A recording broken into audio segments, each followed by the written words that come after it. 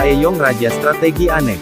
Dibilang aneh karena juru taktik asal Korea Selatan ini tidak memiliki formasi baku dan pemain yang benar-benar diandalkan dalam 11 susunan pemain awal timnas Indonesia di Piala AFF 2020.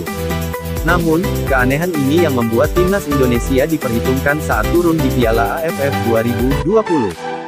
Sebab, perubahan strategi yang dilakukan Shin Taeyong dari pertandingan ke pertandingan membuat pola permainan timnas Indonesia sulit dibaca lawan. Kita ambil contoh daftar line-up timnas Indonesia kontra Kamboja, Laos, Vietnam dan Malaysia di fase grup B Piala AFF 2020. Dalam 4 laga itu, 11 pemain awal yang diturunkan Shin Taeyong tak pernah sama. Pola permainan yang dimainkan Shin Taeyong pun berubah-ubah. Mulai dari 4-2-3-1, 4-3-3, 4-1-4-1, 4-5-1 hingga 4-4-2. Kondisi itu bahkan membuat pelatih Malaysia, Tan Cheng Hu, pusing 7 keliling. Hasilnya, timnas Malaysia dihancurkan timnas Indonesia dengan skor 1-4. Sebagai pelatih, saya bilang kepada pemain bahwa kita harus fleksibel dengan situasi. Kami tidak tahu Indonesia akan bermain dengan bertahan atau ofensif, kata Cheng Hu sebelum laga timnas Indonesia versus Malaysia.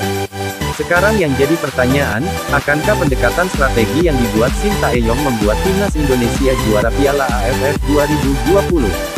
Peluang itu ada. Bahkan media-media Korea Selatan yang notabene asal negara Shin Taeyong, memprediksi timnas Indonesia akan lolos ke final Piala AFF 2020.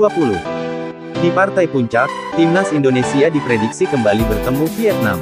Jika keluar sebagai juara Piala AFF 2020, keyakinan timnas Indonesia menapaki jenjang yang lebih dahsyat otomatis lebih terbuka. Sekadar informasi, pada 8-14 Juni tahun 2022, timnas Indonesia akan turun di babak ketiga kualifikasi Piala Asia 2023. Peluang timnas Indonesia berprestasi di ajang ini semakin besar.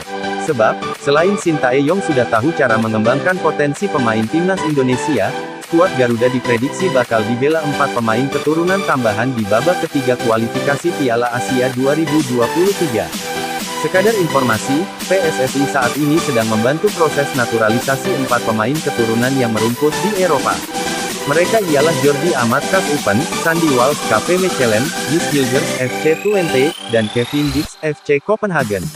Nama-nama di atas diproyeksikan turun saat timnas Indonesia turun di babak ketiga kualifikasi Piala Asia 2023 pada medio Juni tahun 2022. Akankah jadi pertanda timnas Indonesia lolos ke putaran final Piala Asia 2023?